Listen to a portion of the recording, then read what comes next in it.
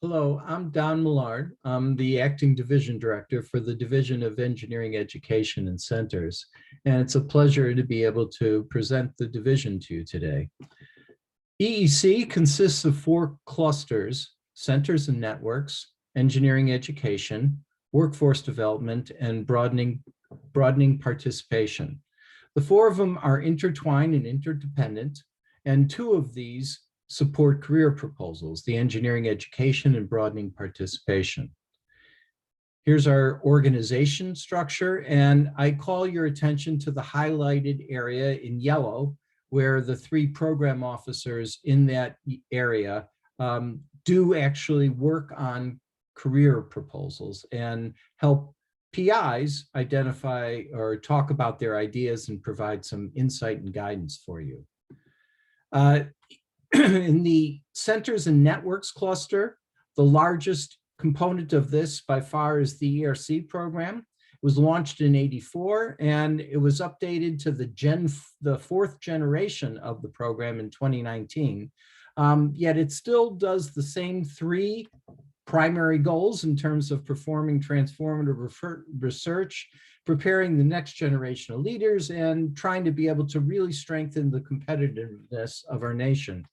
In the Gen 4, we depicted the solicitation by the figure that you see on the screen, where the research, the workforce development, culture of inclusion, and the innovation ecosystem are 4 foundational components that we refer to as binding an ERC together. And the research that's performed by the ERC is meant to be able to provide fundamental knowledge to the engineering community that then builds upon it and builds the knowledge in the scientific enterprise. Overall, our hope is that that knowledge then leads to innovations and improvements that help benefit society. The distinguishing features of an ERC is that it does have an engineering systems focus to it. There are 10-year activities, so they're long-term funding to be able to really address fundamental technical barriers that we may have. And the faculty need to be committed to convergent research that typically involves multi-institutional teams. And in those multi-institutional teams, you'll also have multiple disciplines working together to solve those problems at the boundaries. The emphasis of the Gen 4 is now added on societal impact. Just to give you an example of the types of ERC ideas that ended up being funded in the last round, we have one on roadway electrification, another trying to be able to actually preserve biological systems and stop biological time. We funded a Center for Quantum Networks to look at the future of the potential for a quantum internet. And then the last one's on the Internet of Things for being able to really produce a precision agriculture opportunity to be able to minimize energy and our precious resources in the growing of our food supply. The second cluster is engineering education, and this is one of the ones where we get the largest number of career proposals. It's fundamental research into the formation of engineers, not just the education, but the overall formation of engineers. And we're really looking to try and find ways to translate good ideas into practice. So we do support careers in this area. We also have 3 programs: the Research and the Formation of Engineers program, the Initiation Opportunity in Engineering Formation, and then the RED program, which is Revolutionizing Engineering Departments. In the engineering education space, the program description for the Research and the Formation of Engineers is looking at potential proposals that explore engineering specific learning theories or frameworks that others can use to be able to actually build upon, diversifying pathways to and through engineering education, including pre-college as well as the 2-year programs and how they integrate with 4-year programs, and really how to be able to understand and scale innovations. And I just included up on the screen here one of the interesting resources that's up on the web. It's called Engineering Education Hacks, that has a lot of really good content and insight for people to be able to use.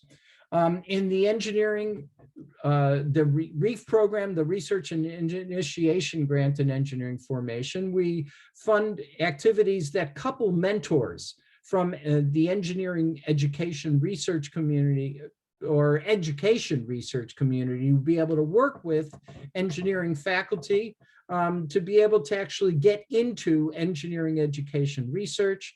And it allows us to be able to actually build a community of practice around how we leverage the education research knowledge base across a variety of different institutions.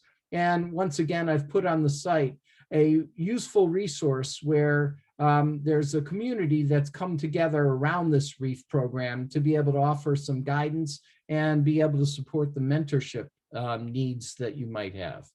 One of the careers that we've supported in the last go around was, as an example for you, is around being able to really engage women veterans into the STEM workforce and be able to really try and increase and broaden our participation in engineering by being able to bring military connected students into the engineering degree programs.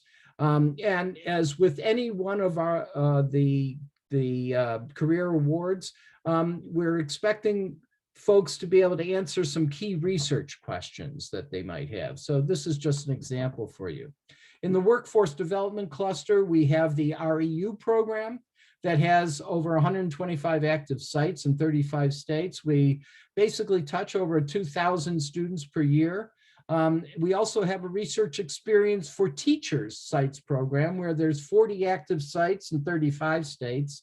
And nominally we're involving over 400 STEM teachers or community college faculty in a year.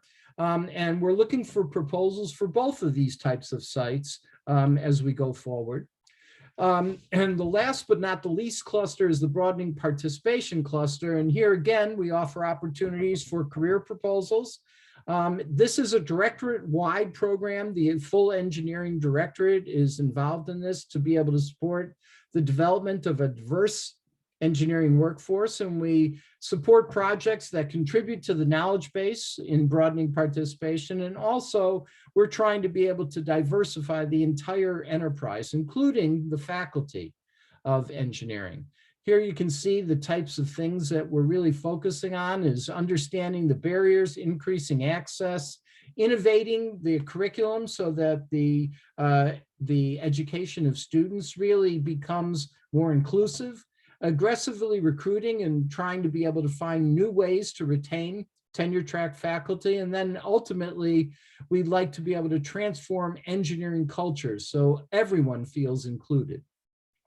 Example of a career that was recently funded. This is an activity to be able to develop a broadening participation engineering model and an impact playbook for colleges of engineering to be able to use to improve people's access to engineering education and their careers.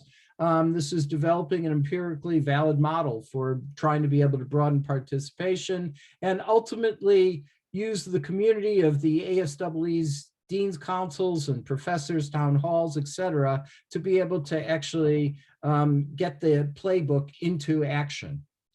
We also have a couple of other activities in this area that I'd really just, I'll tease you with. Please stay tuned to our website because there'll be a couple of new initiatives coming on board. So with that, I'll just close with saying EEC offers a living laboratory for you all to be able to really try and address societal grand challenges. And we're interested in being able to build and develop a diverse workforce and ultimately do the type of research that really promotes innovation. So with that, I say thank you.